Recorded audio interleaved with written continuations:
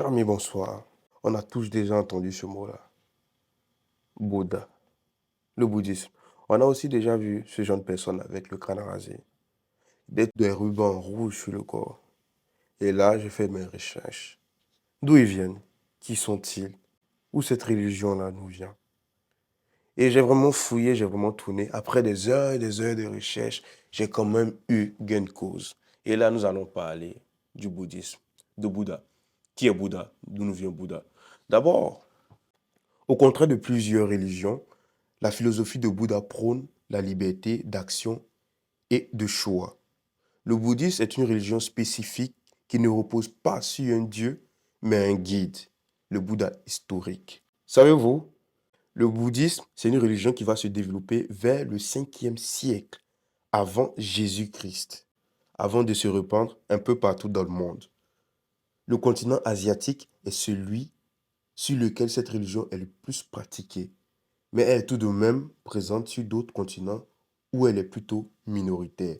On comprend que le bouddhisme nous est venu 5e siècle avant Jésus-Christ. Donc c'est une très vieille religion. Que certaines personnes disent c'est une religion, d'autres disent que c'est une philosophie. Mais bon, le bouddhisme est considéré comme une religion pour certains et une philosophie pour d'autres, d'après mes recherches. Mais dans tous les cas, on est d'accord que le bouddhisme, c'est un voyage spirituel qui mène vers l'éveil, la libération et le salut. Le bouddhisme est originaire de l'Inde, est dédié au culte et l'enseignement de Bouddha, qui en est d'ailleurs le fondateur. Ça, c'est le tout premier point. Le deuxième point que je veux aborder avec vous, c'est le bouddhisme dans l'assiette. Quand je dis le bouddhisme dans l'assiette, je vais parler plus précisément des moines. Je vais mettre l'accent sur les moines. Qu'est-ce que les moines mangent? Moi, je vais rester sur les moines. Dans la tradition bouddhiste, pas de viande. C'est une conséquence du principe de non-violence des bouddhistes. Le tout premier principe moral.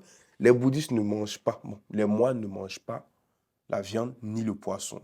Pour eux, la viande, le poisson, tout ça, ce sont des êtres vivants, ce sont des animaux. On ne doit pas les tuer pour les consommer. Ah ben là, ça, c'est leur philosophie. Moi,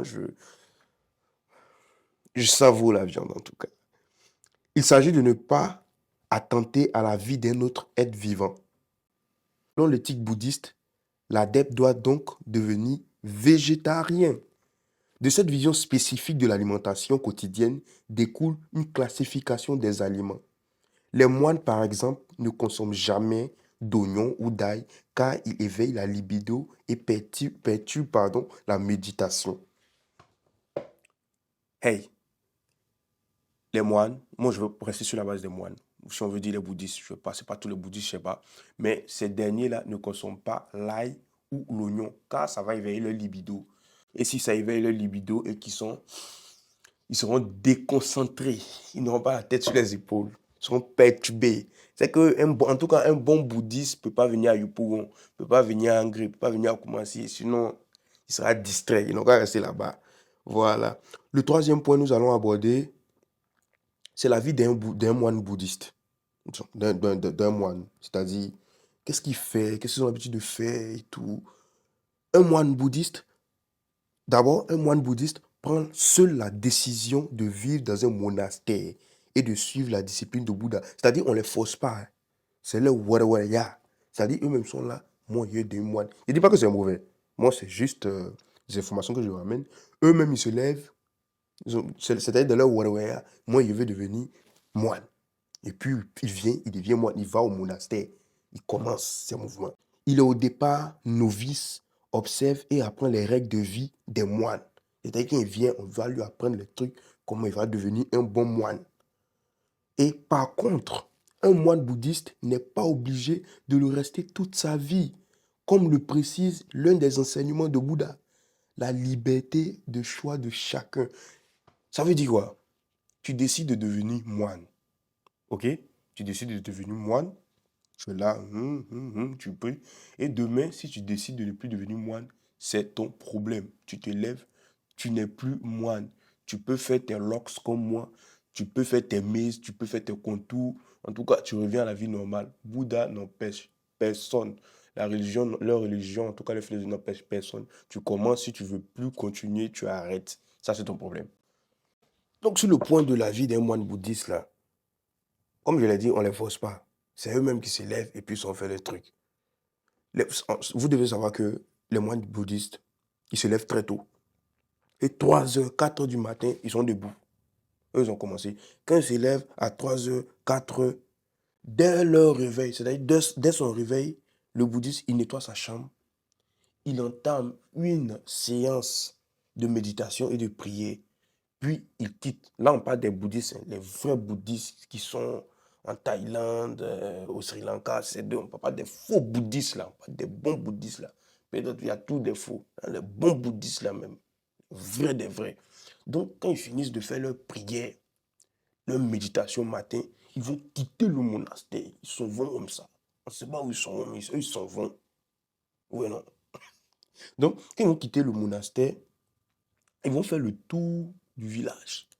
Et ils auront un canari, un mât, un babou, c'est pas un mât, c'est celui-là.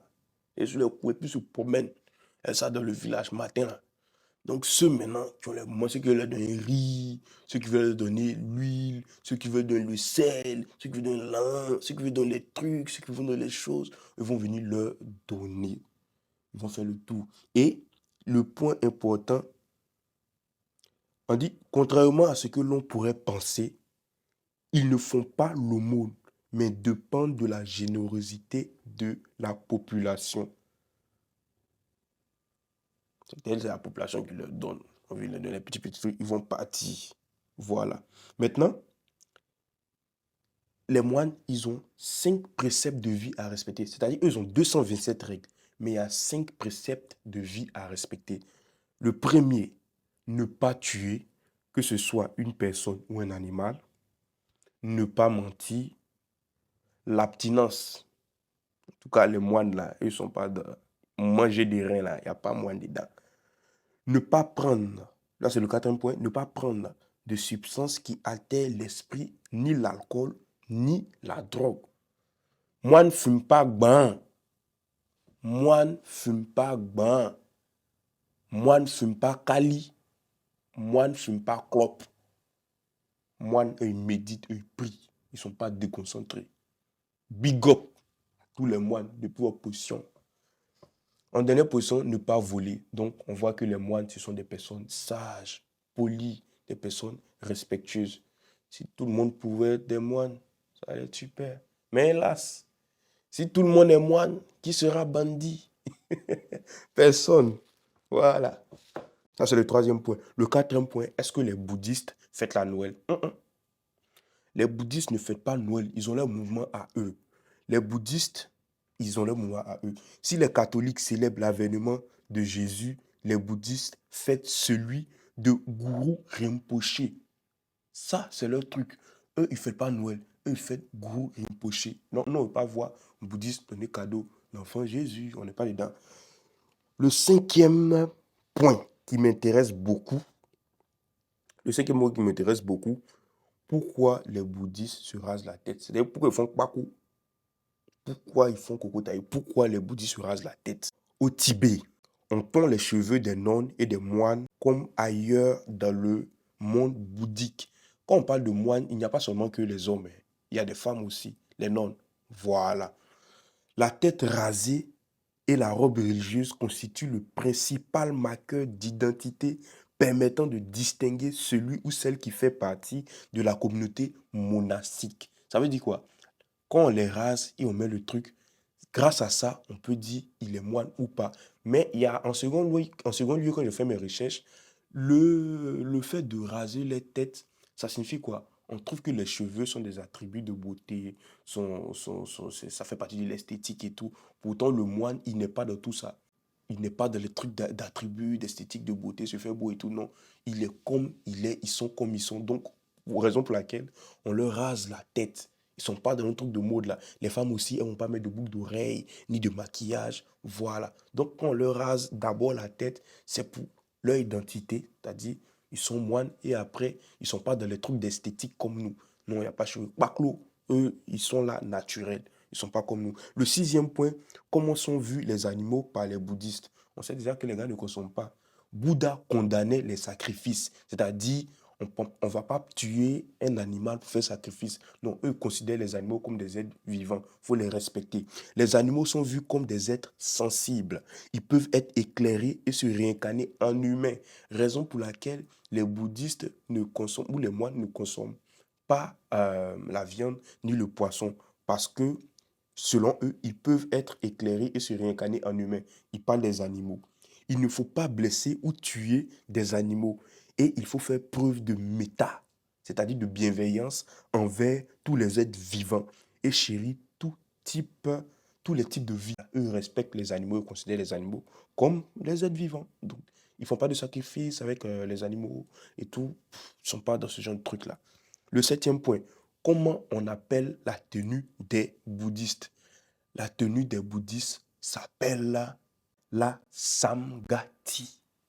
La samgati, là, est le par-dessus porté de diverses occasions. La samgati, c'est le truc qui passe là, la bande là, qui passe comme ça. Là. C'est ça on appelle la samgati. Elle recouvre la robe de dessus. C'est-à-dire, la samgati qui passe comme ça, là, il y a une robe en bas. La robe qui est en bas, là, on appelle ça... ouais, les gars s'habillent. On appelle ça le Uttaransanga. C'est-à-dire le truc qui passe comme ça, là. C'est qui est en bas de ça, là. On appelle ça le Uttarasanga. Et le sous-vêtement qui est en bas là-bas, là, on appelle ça le Antarvasa. Ouais. Les noms, vous pouvez partir les chercher, vraiment c'est du lourd. Dans les représentations du Bouddha, la Samgati est habituellement le vêtement le plus visible. C'est-à-dire ce qu'on voit, ça c'est le vêtement le plus visible. Le huitième point, est-ce que les moines bouddhistes se marient? D'abord, le bouddhisme, il y a trois types de bouddhistes. Le premier type, c'est le Hinayana. Le deuxième type est le Mahayana. Et le troisième type, c'est le Vajrayana. Donc, on est d'accord qu'il y a trois types de bouddhistes. Chacun a ses mouvements là-bas. Dans toutes les formes du bouddhisme, aussi bien Hinayana, Mahayana, Vajrayana, le moine fait vœu de célibat et de chasteté. C'est-à-dire, les moines ou le moine, ils font pas cracra boum boum. Ils sont pas dedans. Ils sont dans les eux, ils prient. Eux, ils sont pas dans notre truc de vous voyez un peu ce qu'on dit. En tout cas, nous là, on n'est pas moines. On se connaît entre nous. Le neuvième point, combien y a-t-il de bouddhistes dans le monde? Là, je vais faire un récapitulatif, c'est-à-dire, en plus du nombre de bouddhistes qu'il y a dans le monde, je vais donner le taux des autres religions. On va aller par l'ordre croissant jusqu'à l'ordre décroissant. D'abord, nous allons commencer par les chrétiens. Sur l'ensemble de 2,2 milliards, c'est-à-dire, bon, sur l'ensemble de 7 milliards d'habitants, il y a 2,2 milliards de personnes qui sont chrétiennes. Ce qui fait 32% de la population mondiale. Il y a tellement de chrétiens. Ensuite, nous avons les musulmans.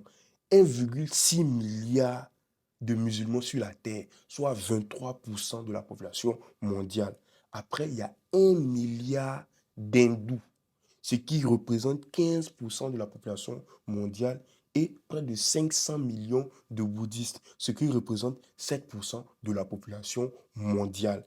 Et pour terminer, 14 millions de juifs, ce qui représente 0,2% de la population mondiale. Donc les chrétiens sont en première position. En dixième position, je vais vous faire le top 8 des 8 pays à majorité bouddhiste. Le pays qui est en huitième position, c'est la Corée du Sud. On a la Corée du Sud avec 10 950 000 bouddhistes dans le pays, ce qui fait 50% de la population. Donc 50% de la population en Corée du Sud est bouddhiste.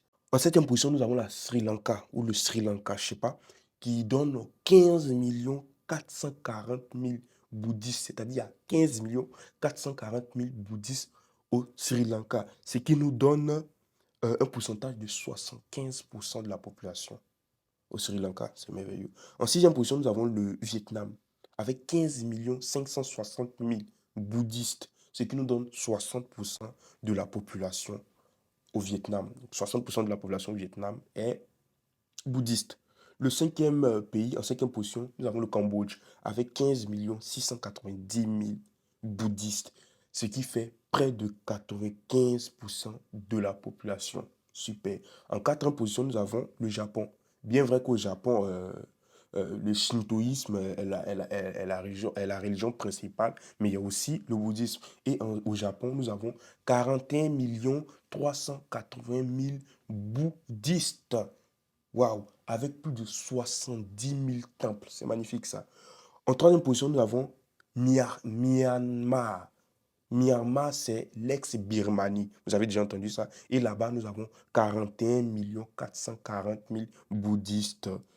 Wow, c'est vraiment magnifique. En deuxième position, il y a la Thaïlande. La Thaïlande avec 66 120 000 personnes qui sont bouddhistes, ce qui représente 94% de la population thaïlandaise qui est bouddhiste. C'est-à-dire, eux, la plupart des personnes là-bas sont bouddhistes.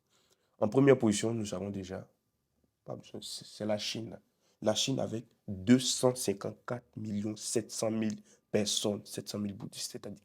C'est magnifique, ils sont tellement nombreux, les Chinois, c'est-à-dire, la Chine est le pays qui vient en tête de ce classement parce qu'il regroupe un nombre vraiment fou de bouddhistes dans le monde, 254 millions. Et tous ces chiffres que je vous ai donnés, c'était des chiffres, des statistiques de 2020. Donc on est en 2023, je pense qu'il y aura d'autres statistiques, donc ces données-là peuvent changer. Mais les dernières statistiques, d'après mes recherches depuis 2020, c'est ce que je vous ai donné. Maintenant, dernière position, ça n'a vraiment rien à voir avec le bouddhisme. Je voulais vous donner juste une culture générale, je vais vous dévoiler ça. C'est-à-dire, le pays le plus athée au monde. Je vous laisse quelques secondes pour trouver. C'est-à-dire le pays où la plupart des habitants ne croient en aucun Dieu. Ce pays-là, c'est la Suède. La Suède est le pays le plus athée au monde. 85% de la population ne croit pas en une divinité. C'est-à-dire là-bas, les gars, ils se réveillent. La plupart, en tout cas, il n'y a pas de Dieu. Eux ne croient pas en ça. Et là, la vidéo va prendre fin. C'était un peu l'aperçu sur le bouddhisme, sur les moines.